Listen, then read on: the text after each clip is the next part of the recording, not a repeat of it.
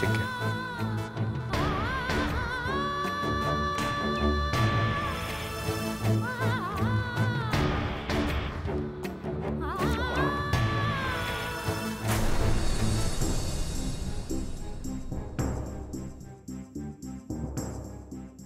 तुला सांगितलेलं ना इथे पाऊल टाकायचं नाही म्हणून, तरी तू इथे आलायस. मिस्टर उपेंद्र, मला मनाई करायला हे काय तुमचं घर नाहीये. हे हॉस्पिटल आहे आणि मी इथे केव्हाही कधीही येऊ शकतो. परमनंट व्यवस्था करून घ्यायची का? चोख. पुन्हा सांगतो, माझ्या बहिणीच्या आयुष्यापासून दूर राहा. गार्गी तुझी बहीण असली तरी ती माझी मैत्रीण आहे. ऑफिस मधला मी तिचा कलीग आहे. मी तिला केव्हाही भेटायला येऊ शकतो. समजलं? समजलं ना? समजलं ना? तुझे हात पाय मोडतो आणि तुला परमनंट घरी बसवतो. पोकळ धमक्या देऊ नकोस उपेंद्र. मी जर मनात आणलं ना तर तुला अशी समज देईन की ही तुझी हुशारी जी आहे ना ती विसरून जाशील तू. आईच्या जीवावर उड्या मारू नकोस. खरा मर्द असशील ना तर बाहेर येऊन भेट. ए बाहेर कशाला? हा, जे काय व्हायचं ते इथेच होत जाऊ दे ना. तुला जरी भान नसलं तरी मला स्थळ काळाचं भान आहे. हे हॉस्पिटल आहे आणि म्हणूनच मला इथे तमाशे नकोयत. काय पेनानी फक्त वार करायला आवडतात तुला? हा? दोन हात करायची वेळ आली ना की तुमच्यासारखी माणसं अशी शेपटी घालून पळून जातात. असं लक्षात ठेव. तू कितीही नाही म्हणालास तरी मी गार्गीला इथे भेटायला येणार. बघतो ना तू काय करतोस ते. तुला बघायचं मी काय करतो?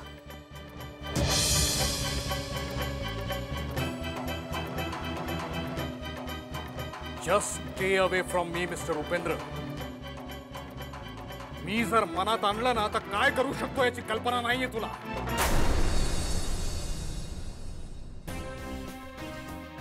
Just stay away from me.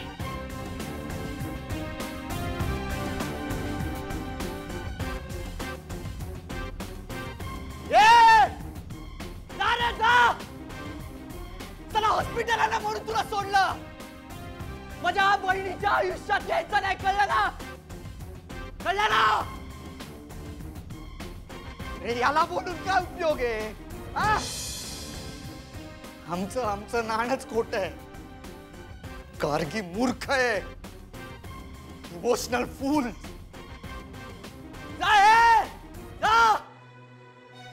Paper मध्ये वाचलं आणि धक्काच बसला म्हणून आले चौकशीला.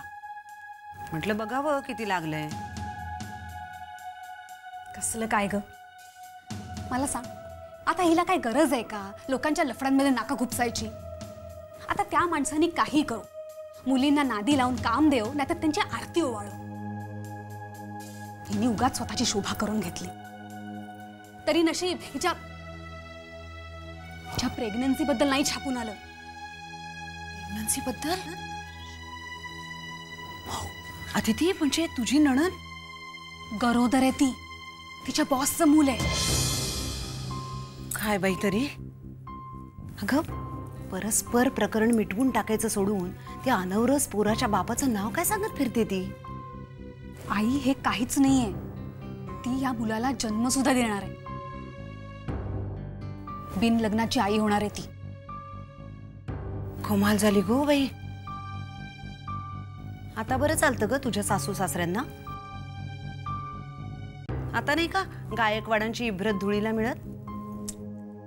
उपेंद्रनी अण्णांना खूप सांगायचा प्रयत्न केला, पण इथे आमचं ऐकतंय कोण?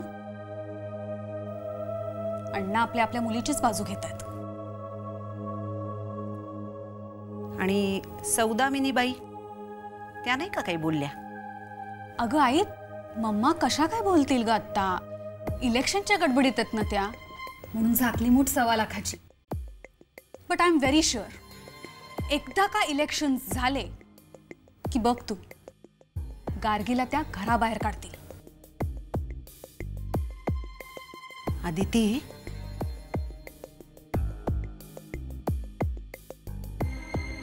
अशी परिस्थिती असेल तर तू वेळीच शहाणी हो.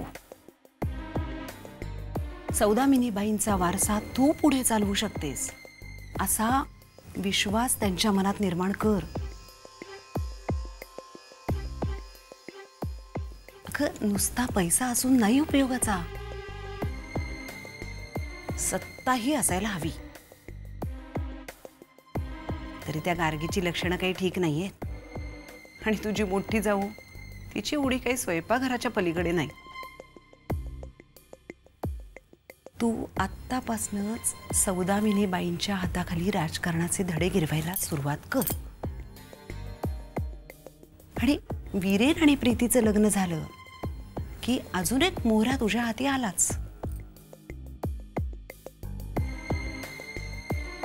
बघ आदिती, आणखी काही वर्षांनी गायकवाडांच्या सगळ्या साम्राज्याची मालकीण होशील तू.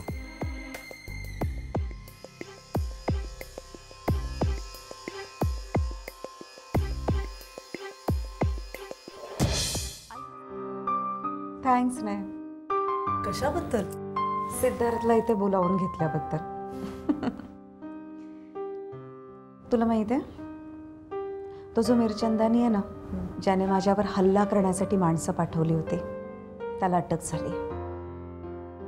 ही बातमी जेव्हा लोकांसमोर येईल ना, तेव्हा ह्या ग्लॅमर वर्ल्डमध्ये आंधळेपणानं उडी मारणाऱ्या मुलींचे डोळे तरी उघडतील.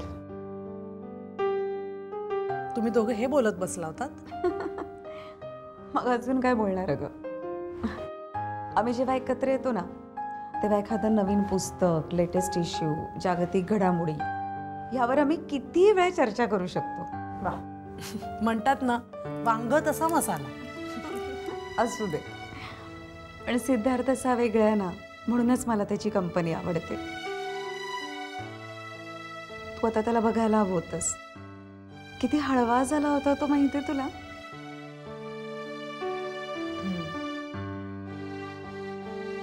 गार्गी, तुमचं ना एकमेकांवर खूप प्रेम आहे, पण तुम्ही ते कबूल करायला कचरताय, हो ना? ते सगळं जाऊ दे ग. आईला सांगितलंय ना, येते ना ती.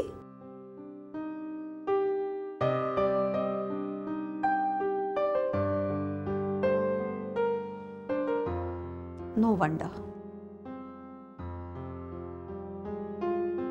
मला खात्री होती ती येणार नाही म्हणून.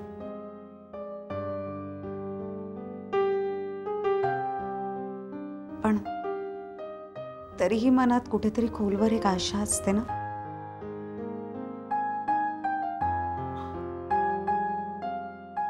ती स्वस्त नाही बसू देत म्हणून विचारलं. नाही ग, तसं नाहीये.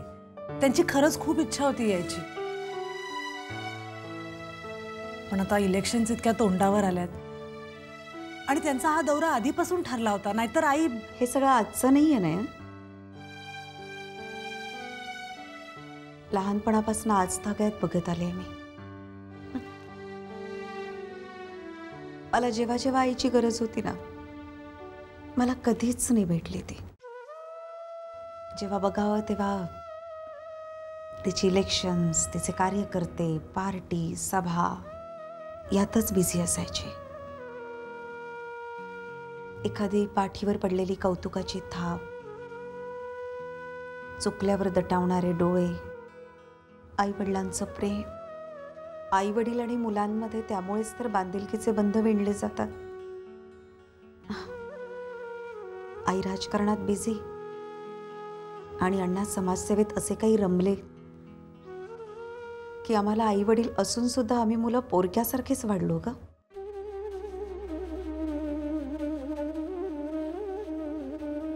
कदाचित म्हणूनच मी सिद्धार्थकडे ओढले गेले असे. अगं, तो मला आईच्या मायेने दटावतो, वडिलकीच्या अधिकारानं काही चुकले तर कानउघडणी करतो, मित्राच्या आपलेपणानं सुखदुःखात साथ देतो. अजून काय हवं असतं ग माणसाला.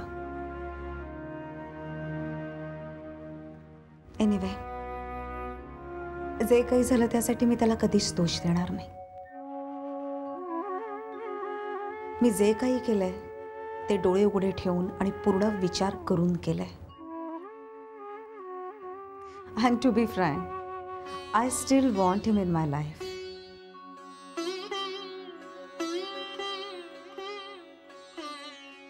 मी नात्यांच्या नकोशा वाटणाऱ्या बेड्यांमध्ये अडकून माझ्या मैत्रीचा बळी नाही देणार.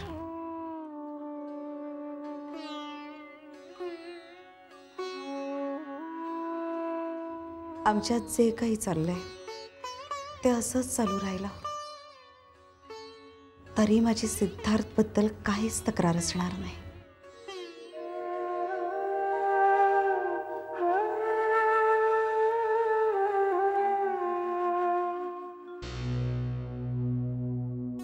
अरे सुहास, गार्गीला हॉस्पिटलमध्ये ठेवलंय. मला तिला भेटायला जायला हवं. हो ना, कसं शक्य आहे? का?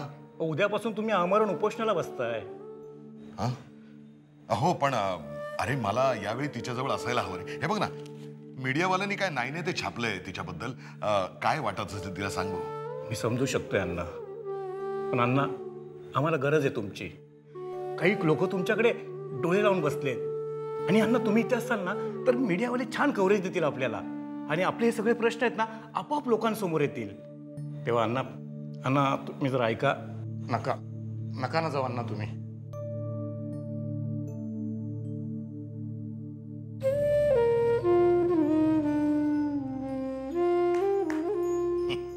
सुहास, अरे वेडा आहेस का तू?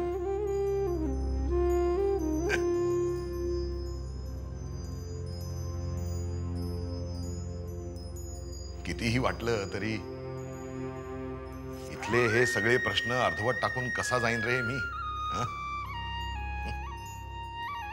भावनेपेक्षा कर्तव्य नेहमीच श्रेष्ठ मानत आलो मी सुहास. मन कितीही मुलीकडे ओढा घेत असलं तरी इथल्या या सगळ्या माझ्या लेकरांसाठी मला इथे थांबायलाच हवं, लढायला हवा. आणि तिकडे माझ्या मुलीकडे बघायला माझं अख्खं कुटुंब आहे. पण इथे मात्र अण्णा म्हणून तर लोक तुम्हाला देव मानतात. एक मिनिट सुहास, हे देवत्व वगैरे मला नकोय बरं का. हो, हे बघ, मी तुमच्यासारखा साधा हाडा मांसाचा माणूस आहे आणि मला तसाच राहू द्या. तुला उद्याची तयारी करायची. चल निघ निघ तू, चल निघ निघ. ठीक आहे अण्णा, येतो. निघ.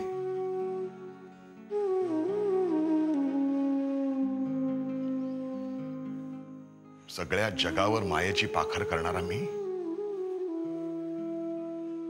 आपल्या मुलांना मात्र माया नाही देऊ शकलो. आणि माणसांनी एकदा तुम्हाला देवत्व बहाल केलं ना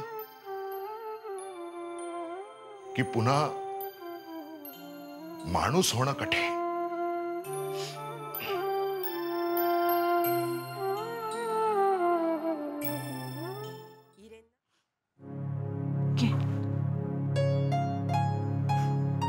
अनु, मी तुझी सगळी तयारी करून दिली आहे, पण तुला मात्र आता तुझ्या मनाची तयारी करायला हवी. ती कधीच झालीये बहिणी. एकदा सुळावर चढायचं ठरवलंय ना, मग हसत काय किंवा रडत काय, सुळी जायलाच हवं. कशापायी रडतेस पोरी? आणि कुणासाठी? त्या इरेनसाठी? डोळं पुसते, त्याच्यासाठी टिप्प काढायची काही गरज नाही. आई, मी लग्नाला तयार झालीये ना आता, मग कशाला सारखं त्याचं नाव घेतेस? मला काय हौस नाही ग त्याचं नाव घ्यायची. सकाळी थोरात मामांचा फोन आला होता, त्यांनी तुझ्यासाठी निरोप दिला आहे. इरेननं सौदामिनीबाईंना सबूत दिला आहे. त्याच्या वहिनीच्या धाकट्या बहिणीशी तो लगीन करणार आहे आणि म्हणूनच तो सकाळी मुंबईला गेलाय.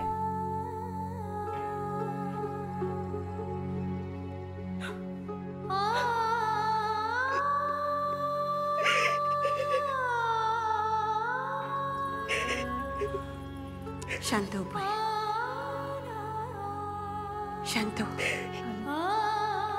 हे बघ, रडू नगस.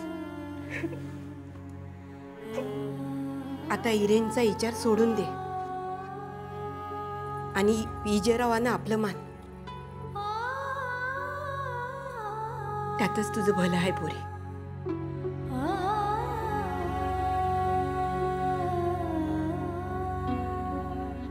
हे बघ, आणि पाहुण्यांसमोर चेहरा पाडून येऊ नकोस.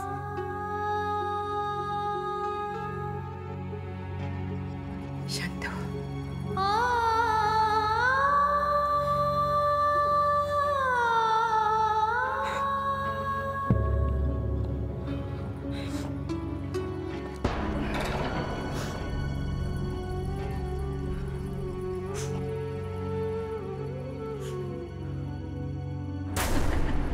दादा, या परिस्थितीला काय म्हणतात माहिती? एका दगडात दोन पक्षी मारणं. अनुपमाचं लग्न ठरलं म्हटल्यावर आपला वीरेन सही सलामत सुटला आणि ती संसाराच्या जोखडात अडकणार म्हटल्यावर उत्तमरावाचा डावही फसला. खरंय बघा अक्का, त्या उत्तमरावानं ह्यो विचार सुद्धा केला नसेल. त्या कालच्या पोरीला तुमच्या विरोधात उभं करायला निघाला होता. नाही, तसं अनुपमाला घाबरण्यासारखं काहीच नव्हतं. पण या परिस्थितीत जर गप्प राहिलो असतो तर तो उत्तमराव डोई जड झाला असता. त्याला सांभाळावं लागलं असतं. त्याला सांभाळावं लागू नये म्हणून अनुपमाला गप्प करावं लागलं. दादा, कोणत्याही परिस्थितीत या गावातला आमचा दरारा कमी होता कामा नये. असं बरं तुमचा आब होईल कमी? आता तर नव्या जोमानं आपण ह्या प्रचाराच्या आखाड्यात उतरायचं बघा. उतरायलाच हवं. परवाच्या त्या गोंधळाला उत्तर नको द्यायला. होय, ते बी खरं आहे म्हणा. पण मला काय वाटलं सांगू का, तुम्ही गार्गीला बघायला जाता का काय? पण तुम्ही गेला असताना तर इथली मोहीम मात्र अर्धवटच राहिली असते बघा. नाही, तसं आम्हालाही जावंसं वाटत होतं. पोरीची तब्येत कशी असेल, काळजी करण्यासारखं काही नसेल ना, याने जीव हुरहुरत होता. पण काय असतं, कर्तव्यपूर्तीसाठी मनावर दगड ठेवावाच लागतो. त्यातून वीरेन जातो म्हटल्यावर माझ्या जीवात जीवच आला. म्हणजे एका दगडात दोन पक्षी मारले गेले. आमचं जाणं रहित झालं आणि मुख्य म्हणजे वीरेनचं इथं राहणं टळलं. होय होय, समजा तुमच्या मनासारखं झालं ना का? हा, आता गार्गीची काळजी वाटत असेल तर एक डाव फोन करून बोला तिच्या संग. नाही, आत्ताच फोन झालाय आमचा. आता तब्येत बरी आहे म्हणाली. आणि तसं काय, प्रचार मोहीम संपली की तिच्यासाठी मुद्दाम वेळ काढूच की आम्ही. होय. बरं, आता आपला पुढचा कार्यक्रम काय? सांगतो की. काय अक्का, आज देवळाच्या पारावर आपल्या समजा कार्यकर्त्यांनी मी बोलवले. बर, चला आटपा. निघायचं ना लवकर? होय, जाऊ की. पण मी काय म्हणतो, आता आपण नव्या जोमानं प्रचार सभेत उतरतो म्हणल्यावर त्या उत्तमरावाचं धाबच दानानल बघा. म्हणजे हे काय उत्तम झालं नाही असं म्हणत हात चोळत बस. उत्तम उत्तम.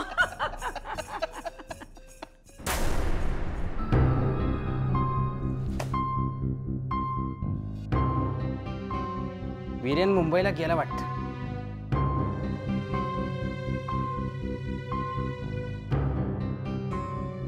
का राजीत, काय झालं? नाही, कुसुम म्हणत होती की तू घरी येऊन गेलास म्हणून. होय, मी वीरेनला शोधायला आलो होतो. वीरेनला? हे बघ आमऱ्या, आमच्या दोघांचं पटत नाही खरं आहे, पण काय झालं तरी वीरेन माझा भाऊ आहे आणि मला त्याच्या भल्याचा विचार केलाच पाहिजे. का? काय झालं असं? बघ, सगळा उलगडा होईल तुला. बघ,